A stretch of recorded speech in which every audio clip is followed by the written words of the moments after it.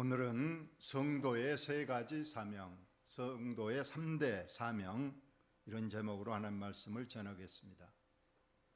성경이 어리석은 사람 세 사람을 말하고 있습니다. 시편 14편 1편에 가장 어리석은 사람, 어리석은 자는 그 마음에 이르기를 하나님이 없다 하도다. 하나님을 인정하지 않는 사람, 가장 어리석은 사람이라고 말하고 있습니다.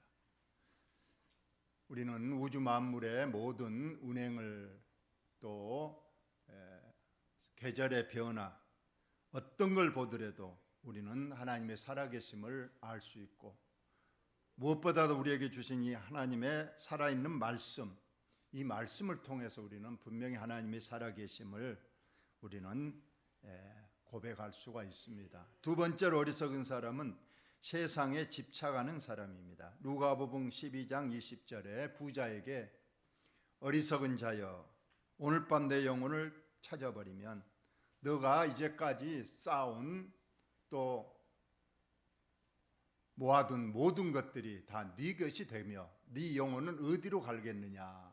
분명히 부자에게, 세상에 집착하는 그 부자에게 어리석다고 말씀하고 있습니다. 세 번째로 어리석은 사람은 죽음을 준비하지 않는 사람입니다. 히브리서 9장 27절 3번 죽는 것은 사람에게 정하신 것이고 그 후에 반드시 심판이 있다고 했습니다. 반드시 죽고 죽는 것으로 끝나는 것이 아니라 반드시 하나님 앞에 불려가서 심판을 받습니다. 그 심판은 첫째는 천국과 지옥으로 갈리는 심판을 말할 것이고, 두 번째로는 천국에 가더라도 이제 천국에서 상급을 결정하는 심판을 받게 될 것입니다. 더 좋은 부활로 더 좋은 천국의 영화를 누릴 사람이 있을 것이고, 이따가 설명하겠지만 겨우 부끄러운 구원을 얻어서 천국에만 들어가는 그런 심판도 있을 것이니, 우리는 어리석은 자가 되지 마시고 꼭 지혜로운 자가 되어서서 성도로서 또 하나님의 자녀로서 우리가 가야 될 길, 또 준비해야 될 것, 해야 할 것을 잘 믿음으로 준비하셔서 하나님 앞에 가서 칭찬받고 또 많은 상을 받고 더 좋은 부활로 천국에서 영생복락 누리는 저와 여러분 꼭 되시기를 예수님의 이름으로 축원을 드립니다. 우리 성도가 해야 될 사명, 첫 번째 사명은 믿음이 성장해야 됩니다. 지금 봄입니다. 그래서 지금 땅에 각종 씨앗을 뿌립니다. 뿌리고 물을 주면 반드시 씨앗에서 싹이 자라나고 점점 커져서 열매를 맺습니다. 오늘 본문에도 분명히 성도는 자라나야 된다, 성도의 믿음은 분명히 자라나야 된다고 말하고 있습니다. 요한복음 21장에 우리 주님께서 부활하신 후 승천하기 전에 가장 사랑하는 종 베드로에게 내 어린 양을 먹이고 내 어린 양을 치고 내 양을 관리하라고, 잘 키우라고 신신당부를 하시고 승천하셨습니다. 오늘 본문에도 보면 사도 바울은 나는 복음의 씨를 심었고 아볼로는 그 뿌린 씨앗 위에 물을 주었다. 그리고 이제 하나님께서 햇빛을 주시고 바람을 주시고 높은 온도를 주셔서 그 싹이 자라나게 하신다, 이런 말씀을 오늘 하셨습니다. 오늘 성도 여러분들도 오늘 제가 복음의 씨앗을 뿌리고 생명수로 물을 주면 여러분 안에서 믿음이 싹이 트고 자라나서 충만한 분량에 이르시기를 예수님의 이름으로 축원을 드립니다. 어느 정도 자라야 되는가? 시편 92편에 보면 성도는 종려나무같이 번성하며 레바논의 백악목같이 성장하리로다 했습니다. 이 종려나무나 백악목나무는 길이가 30m 이상 자라납니다. 뿌리가 최소한 10m 이상을 깊이 박혀서 어떤 경우에도 흔들림이 없이 커나가는 나무입니다. 그리고 열매를 풍성히 맺습니다. 우리 성도님들 오늘 종려나무같이 백양목같이 아주 크고 뿌리가 깊이 박혀서 흔들림 없이 또 많은 열매를 맺는 저와 여러분 되시기를 바랍니다.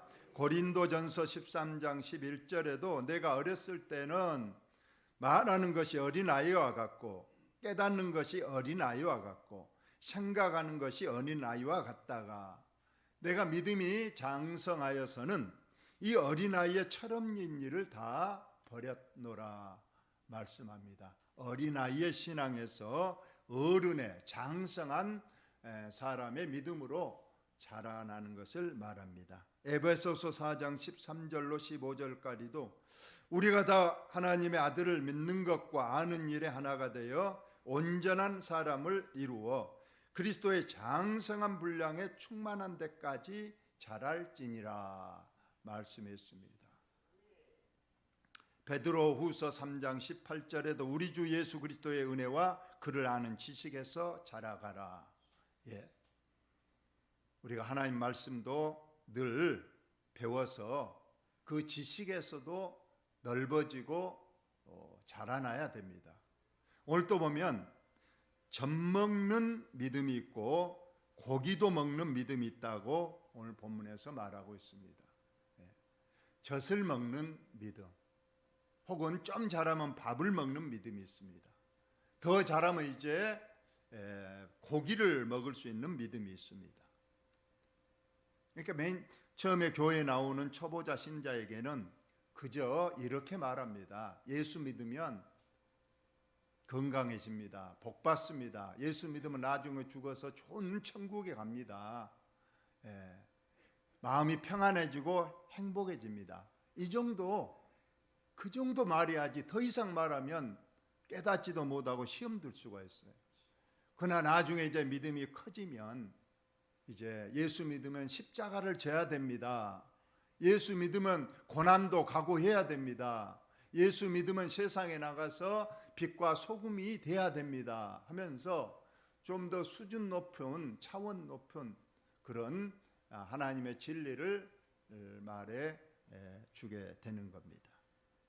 여러분이 오늘 젖을 먹는 신앙에서 자라서 밥을 먹고 나중에는 살과 뼈까지 있는 그런 음식까지, 단단한 음식까지 다 먹고도 소화할 수 있는 그런 믿음이 장성한 저와 여러분이 꼭 되시기를 바랍니다. 성경을 읽는 것도 그렇습니다. 초보자일 때는 그저 장색기, 이야기식으로 되는 것, 출애굽기까지 읽습니다. 신약에도 복음서 정도 이야기식으로 또 예수님이 이런 일을 하셨다 저런 일을 하셨다 하면 재밌게 읽을 수 있어요. 그런데 이제 레위기서를 본다든가 이사야, 예레미야, 에스겔 이 선지서를 보면 도무지 이것이 무슨 말인지 오히려 잠만 오고 이해가 되지 않습니다. 로마서나 요한계시도 그러겠죠. 그러나 여러분이 오늘 지식에도 자라가라 했으니 평소에 수요에 나와서 설교만 듣는 것으로 만족하지 마시고 여러분 가정에서 성경책도 읽고 요즘은 또 TV나 컴퓨터 이런 유튜브를 통해서 얼마든지 성경 지식을 배울 수 있고 또 큰 교회 목사님들의 좋은 설교를 또 들어서 내 영의 양식을 삼고 내 지식이 또 믿음이 자라날 수 있는 좋은 기회를 맞을 수 있으니 여러분 꼭 매사에 자라나고 성장하는 믿음이 꼭 되시기를 예수님의 이름으로 축원을 드립니다. 두 번째 사명은 하늘의 공적을 쌓으라고 말하고 있습니다. 인생은 건축하는 것이다. 10절에 나와 있습니다. 노아는 하나님께서 방주를 지으라. 큰 비가 내릴 것이니 그 큰 비에 대비해서 산꼭대기에 큰 배를 만들어라. 120년 동안 그는 그의 가족과 함께 노아의 방주를 건축했습니다. 오늘날 우리들도 말합니다. 이 땅에 집을 지으라는 소리가 아니고 천국의 집을 우리가 하나님께서 꼭 지으라고 말씀하고 있습니다. 천국의 집, 믿음의 집. 이 집은 첫째는 좋은 터가 먼저 잡아야 됩니다. 우리가 이 땅에도 어떤 집을 지으려면 기초공사를 잘해야 되지 않습니까? 기초공사를 단단히 하고 그 위에 이제 건축을 시작하는 것처럼 우리의 천국의 집, 믿음의 집도 터가 중요한데 이 터는 반드시 예수 그리스도를 터로 삼아서 그 위에 집을 지어 가야 됩니다. 어떤 사람은 물질 위에, 권세 위에, 혹은 다른 신의 이름으로 자기 인생을 설계하지만 우리는 결코 예수 그리스도 한 분, 하나님 믿음 위에 우리 인생의 집을 잘 건축해야 된다고 오늘 성경에 나와 있습니다. 두 번째로 좋은 재료를 사용해서 집을 지으라고 말하고 있습니다. 12절에 보니까 6가지 재료가 나오고 있습니다. 나무, 풀, 집이 있고 금과 은과 보석이라는 재료를 잘 사용해서 너희가 장차 들어가서 살 천국의 집을 이 땅에서 지으라고 말하고 있습니다. 세상 집도 가장 좋은 재료로 지으려고 노력을 많이 합니다. 좀 비싸더라도 좋은 재료를 사용해서 집을 짓습니다. 하물며 하나님의 집, 우리가 장차 갈 영원히 살 집은 이 땅에서 우리가 가장 좋은 재료로 우리가 사용해서 집을 지어 나가야 한다고 오늘 본문이 말하고 있습니다. 구약 성경에도 제사에 드릴, 하나님 앞에 드릴 제물은 반드시 흠이 없고 반드시 약한 것, 저는 것, 이런 것은 하나님의 제물로 사용할 수 없습니다. 깨끗하고 흠 없고 건강한 그런 제물로 하나님 앞에 제사를 드려야 하는 것처럼 저와 여러분이 내 천국의 집을 미리부터 좋은 재료로 최상의 것으로 늘 지어 가시기를 바랍니다. 그 집을 지어가는 것은 우리가 이 땅에서 꼭 이걸 문자적으로 금은 보석이 아니라 이 땅에서 우리가 예배 드리는 것도 그렇습니다. 오늘 예배를 드리는 여러분의 태도에 따라서 나무와 풀과 집에 예배를 드린 사람이 있고 금과 은과 보석으로 예배 드린 사람이 분명히 있다는 겁니다. 찬송을 같이 불러야 하는데 절대 입을 열지 않는 사람들, 신앙 고백 같이 해야 됩니다. 옆 사람 거 듣고 있으면 안 돼요. 여러분도 같이 입을 열어서 나의 신앙 고백을 해야 그것이 진정한 예배가 되는 겁니다. 기도 시간에도 같이 기도에 호응해야 되고 기도가 끝나면 아멘으로 화답을 해야 되는 거예요. 성경 봉독할 때 물론 음성으로 들어주지만 여러분은 성경을 가지고 오셨다면 반드시 성경을 찾아서 그 성경을 읽거나 혹은 자막을 집중해서 보면서 그 들려오는 음성을 꼭 깊이 있게 들으면서 그 말씀을 내 것으로 삼아야 되고 또 말씀을 들을 때도 그렇습니다. 집중을 해야 되는 거예요. 오늘 나는 부지런히 심고 또 물을 주지만은 여러분의 마음밭이 어떤 마음밭으로 되는가는 여러분에게 달려있는 거예요. 여러분이 스스로 말씀의 길을 닫아버리면 길가밭이 되는 거여서 전혀 말씀의 씨가 굴러다니다가 그냥 새에 먹여버려서 전혀 싹이 나지 않을 밭, 여러분의 마음밭도 있을 것이고 여러분 스스로를 돌밭으로 가시는 물발로 만들어 놓고 그 말은 늘 말했잖아요. 예수님도 너희가 예배 볼 때에 자꾸 다른 생각을 한다는 거예요. 내가 예배 끝나면 뭘 할까? 다음 주에 뭘 할까?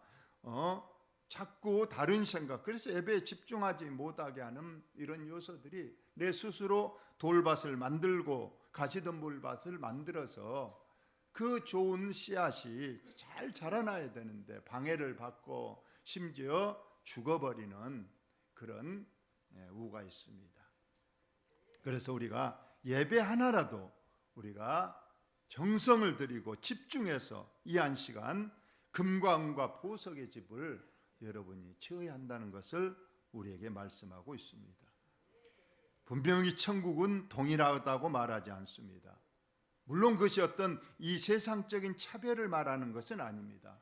더 좋은 부활로 더 좋은 천국의 복을, 더 많은 천국의 상과 칭찬을 받는 그런 믿음이 있는가 하면 그렇지 못한 사람도 있다고 했습니다. 한마디로 말하면 일평생을 복음 전도에 바친 사도 바울과 죽기 5분 전에 십자가에서 회개한 한평 강도가 천국에 갔는데 똑같이 천국 생활한다 그러면 이것이 어찌 공평한 공의 하나님이라고 말할 수 있겠습니까? 그래서 성경은 더 좋은 부활이 있을 것이고 더 상을 많이 받는 사람이 있을 것이라고 우리에게 말해주고 있습니다. 그래서 구원은 넉넉한 구원이 있습니다. 천국에도 그냥 하나님께서 그냥 볼 것도 없다, 너는 천국 가라. 오히려 너는 더 많은 상과 더 좋은 부활로 나와 함께 살자 하는 구원이 있을 것입니다. 그러나 부끄러운 구원이 있다고 했습니다. 오늘 본문에도 집이 지어진 것이 없어요.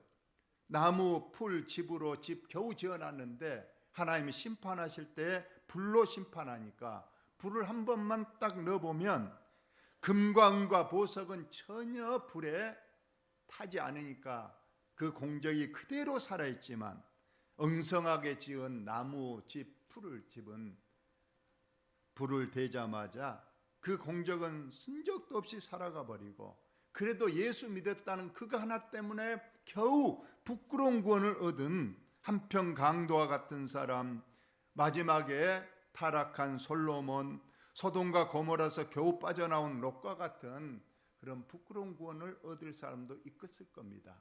그러나 사도 바울과 예수님의 11 제자, 그 제자들, 그들은 전 세계에 흩어져서 복음을 전하다가 다 순교했지 않습니까?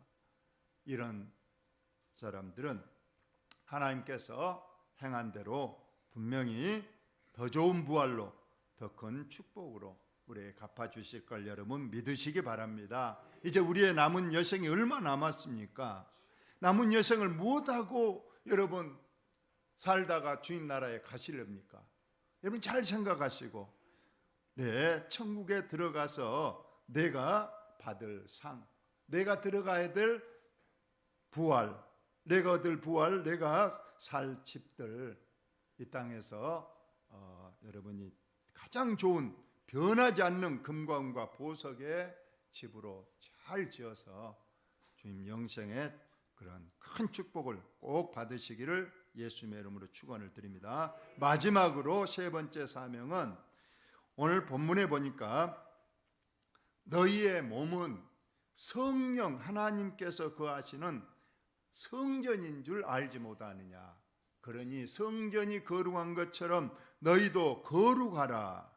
이렇게 말씀하고 있습니다. 우리의 몸과 마음을 거룩하게 보존해야 될 사명이 우리 성도에게 있다는 그러한 말씀입니다.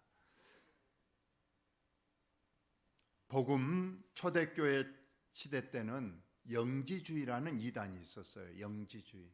이 이단은 육체는 모든 이것은 악하고 이 육체는 무조건 죽어서 땅에 들어갈 것이니 아무렇게나 해도 되고 내 영혼만 깨끗하게 간직하면 된다. 그런 이상한 교리를 편 이단입니다. 그러나 이 육체도 우리가 살아있을 동안에는 거룩하게 보존해야 될 사명이 분명히 있다고 우리에게 말하고 있어요. 지금도 내 안에 성령님이 계시니까 내 몸이 바로 하나님의 성전이다. 그렇게 우리가 생각하고 어디 가서나 몸과 마음을 깨끗하고 거룩하게 우리가 보존을 해야 된다. 그래서 절대로 우리 성도는 술과 담배, 마약 절대로 금해야 됩니다.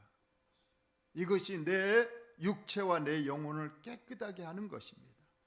우리가 또 정신적, 영적으로도 우리는 세상 풍조에 휩쓸리지 말고 우리 본연의 의무로서 우리의 말씀에 잘 순종함으로써 우리는 하나님의 주신 이 육체와 영혼을 깨끗하게 보존했다가 비록 육체는 죽으면 땅에 들어가지만 내 영혼은 주님 나라에 들어가서 하나님께 또 심판을 받아 영원한 천국의 영생을 누리게 될 것입니다. 결론적으로 오늘 세 가지 사명 말씀을 했습니다. 첫째는 이런 믿음이 자라나시기를 간절히 바랍니다.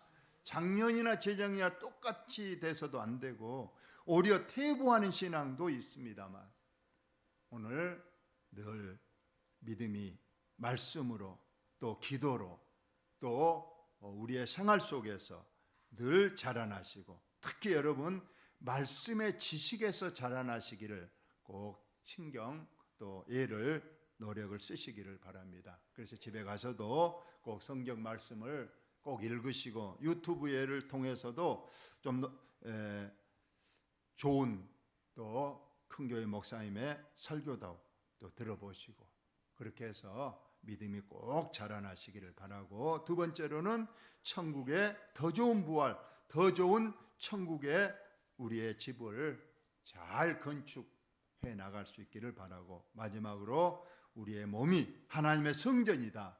절대로 죄에 대해서 또 어떤 나쁜 것으로부터 우리 자신을 잘 보호해서 성전이 성전답고 하나님께서 내가 거룩하니 너희도 거룩하라 하신 이 말씀이 우리를 통해서 꼭 이루어질 수 있기를 예수님의 이름으로 축원을 드립니다. 하나님 우리 아버지 은혜와 사랑을 감사